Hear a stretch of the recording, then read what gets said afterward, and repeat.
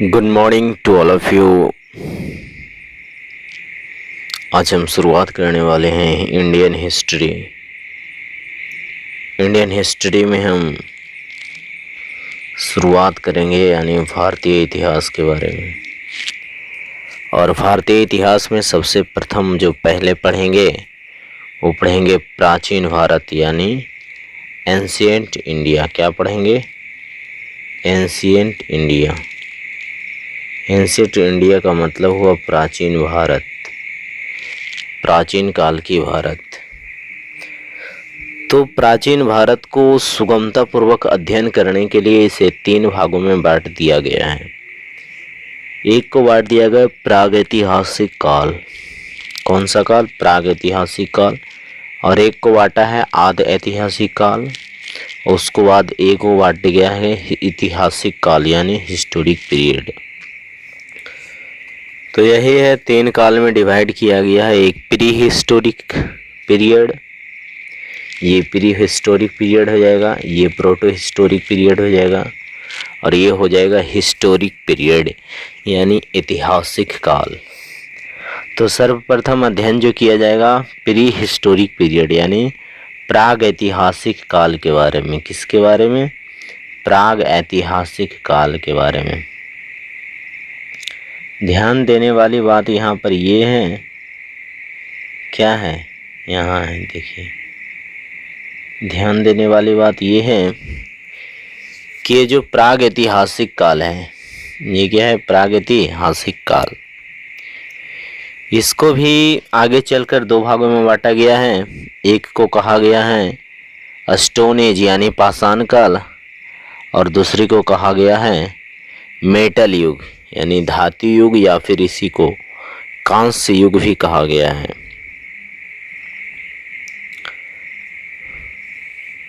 यानी bronze age. तो ध्यान दीजिएगा कि ये पाषाण युग को आगे चल के और सुगमता पूर्वक अध्ययन करने के लिए इसे 3 प्रकार से बांटा गया है, 3 भागों में बांटा गया है। एक हो जाएगा Palaeolithic period. Palaeolithic period, Palaeolithic period जिसका अर्थ ये हुआ कि ये पूरा पाषाण काल है। और अगला होगा मीसोलिथिक पीरियड। मीसोलिथिक पीरियड जिसका अर्थ ये है कि ये मध्य पाषाण काल है। और तीसरा है नियोलिथिक पीरियड। तीसरा क्या है? तीसरा है नियोलिथिक पीरियड जिसका अर्थ ये हुआ कि ये नव पाषाण काल है। तो सुगमता पूर्वक अध्ययन करने के लिए हम प्री हिस्टोरिक पीरियड जो यानी प्रागैतिहासिक काल जो है, इस प्रागैतिहासिक काल को और फर्दर क्या करते हैं, 2 एज में डिवाइड कर देते हैं। एक स्टोन एज हो जाता है और एक मेटल एज हो जाता है। और उसके बाद इस पाषाण युग को हम क्या करते हैं कि 3 भागों में बांट देते हैं। एक पूरा पाषाण काल, एक मध्य पाषाण काल और तीसरा नव पाषाण काल।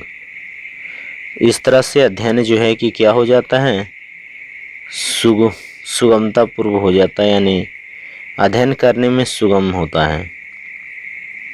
चलिए, ध्यान देने वाली बात यह है कि सोर्स ऑफ एंशिएंट पीरियड, प्राचीन काल के स्रोत। प्राचीन काल के स्रोत हम पढ़ेंगे, लेकिन सबसे पहले हम जान लेते हैं कि origin of the day of our country यानी हमारे देश के जो विभिन्न नामों से जाना जाता है, उन नामों के पीछे का कारण क्या है यानी रीजन। तो इस वीडियो में हम यहाँ पर ये समझेंगे कि हमारे देश का जो विभिन्न नाम है यानी भारत को विभिन्न नामों से जाना जाता है यानी भारत, इंडिया, आर्यवर्त, हिंदुस्तान, इंतो। तो इन नामों के पीछे एक लॉजिक क्या है, कारण क्या है, क्यों ये देश का नाम पड़ा, ये सब ध्यान दीजिएगा। हमारे देश का सबसे ओल्डेस्ट नेम, हमारे देश का सबसे प्राचीनतम नाम अगर जो कोई भी है तो वो क्या नाम है? आर्यवर्त। क्या नाम? आर्यवर्त। तो हमारे देश का नाम आर्यवर्त आखिर पड़ा, इसके पीछे कारण क्या है?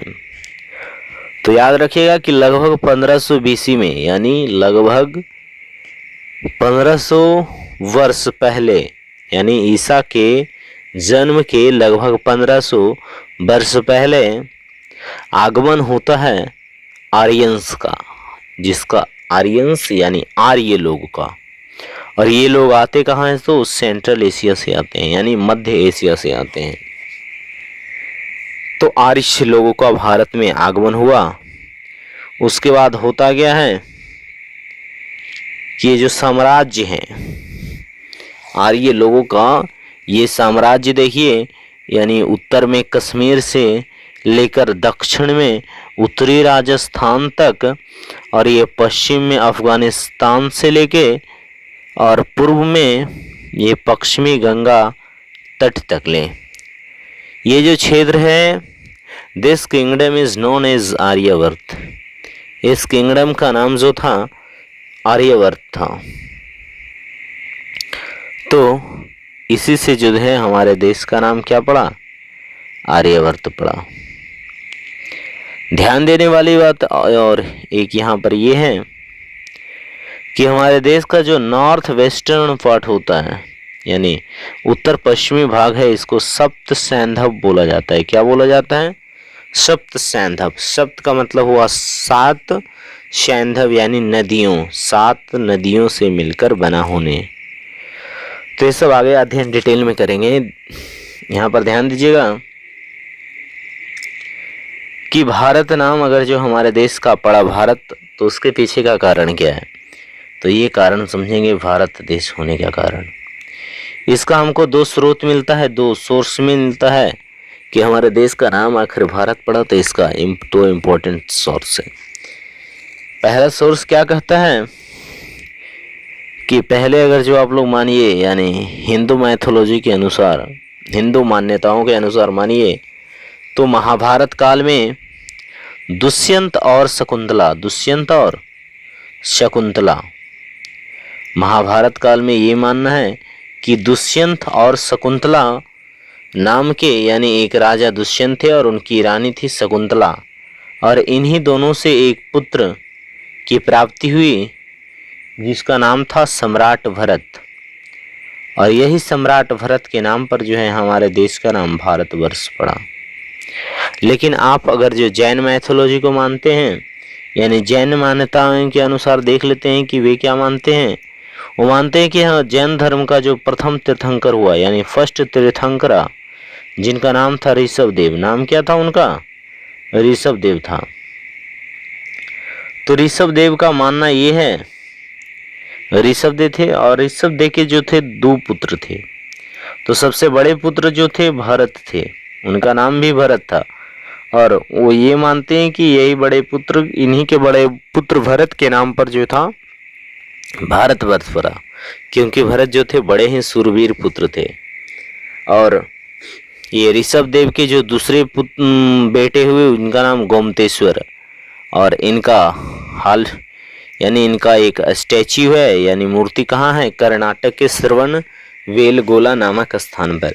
यानी स्टैच्यू ऑफ यूनिटी बनने से पहले दुनिया का अगर जो, यानी भारत का देखा जाता सबसे बड़ा मूर्ति किसका था?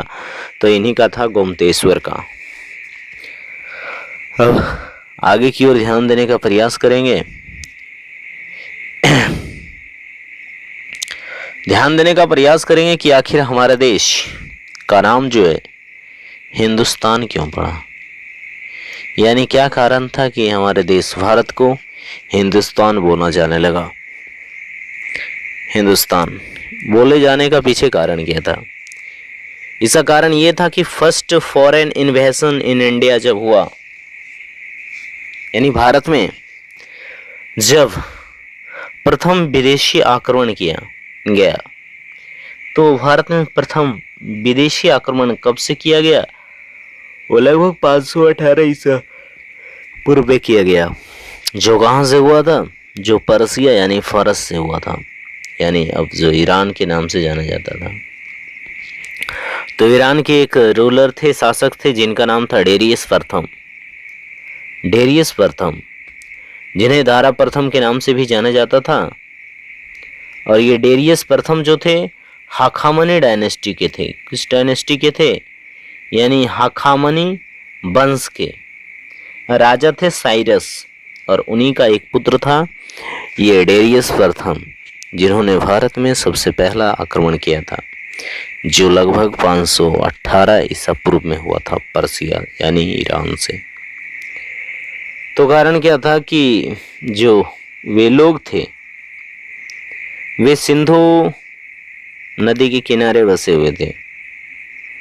हमारी जो ये सभ्यता था सिंधु घाटी सभ्यता, जिसे हड़प्पा सभ्यता बोलते हैं, तो इस सिंधु घाटी सभ्यता जो थी इसका कारण क्या था, सिंधु को वो लोग शुद्ध उच्चारण श को ह कर पाते थे, जिसके कारण सिंधु से बना हिंदू और हिंदू में रहने वाले को क्या बना, हिंदुस्तान बना। इस तरह से अगला नाम ये आता है बाबू, अगला नाम आता है कि आखिर क्या कारण था, आखिर क्या कारण था जो भारत का नाम इंडिया भी पड़ा, यानी भारत का एक और नाम इंडिया है। तो भारत में आक्रमण किया है द्वितीय फॉरेन इन्वेजन, भारत में हुआ द्वितीय विदेशी आक्रमण जो ग्रीक से किया गया था। कहां से, यूनान। तो यूनान से किया गया था। तो कौन किया था, तो लगभग 326 ईसा पूर्व एक और किया था। तो लगभग 326 ईसा पूर्व में इन्वेजन ऑफ अलेक्जेंडर, सिकंदर का आक्रमण, यानी हमारे देश पर आक्रमण किया सिकंदर, जो कि मकदूनिया के राजा फिलिप के बेटे थे। तो यूनानी लोग जो थे वो सिंधु नदी को इंडस बोला करते थे। इंडस क्या बोलते थे, सिंधु को इंडस बोलते थे। तो यही इंडस से बना इस देश का नाम इंडिया, और यहाँ रहने वाले लोगों को बोला गया इंडियंस। कारण बहुत सिंपल है। आगे ध्यान देने वाली बात यह है कि हमारे देश को जो है जम्मू-द्वीप के नाम से भी जाना जाता है। किस नाम से, जम्मू-द्वीप। तो जम्मू-द्वीप से जाना जाता है। इसका मुख्य स्रोत क्या है, द इंस्क्रिप्शन ऑफ अशोका, यानी अशोक का जो अभिलेख मिला है। ओल्डेस्ट इंस्क्रिप्शन जो माना गया है वो अशोक के अभिलेख को ही माना गया है, और जो मुख्यतः ब्राह्मी लिपि और खरोष्टी लिपि में मिलती है। तो हमको समझना ये है कि अशोक के अभिलेखों को सर्वप्रथम 1837 में जेम्स प्रिंसेप ने पढ़ा था। ये ध्यान देने वाली बात यह है कि अशोक के अभिलेखों को सर्वप्रथम 1837 में जेम्स प्रिंसेप के द्वारा पढ़ा गया था। इंतु यानी हमारे देश का एक नाम इंतु भी था।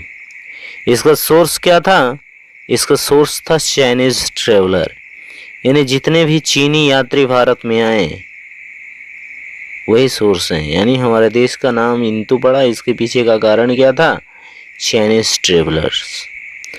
तो दैट्स ऑल राइट्स, फिर मिलेंगे नेक्स्ट वीडियो में। तब तक के लिए धन्यवाद। सी यू।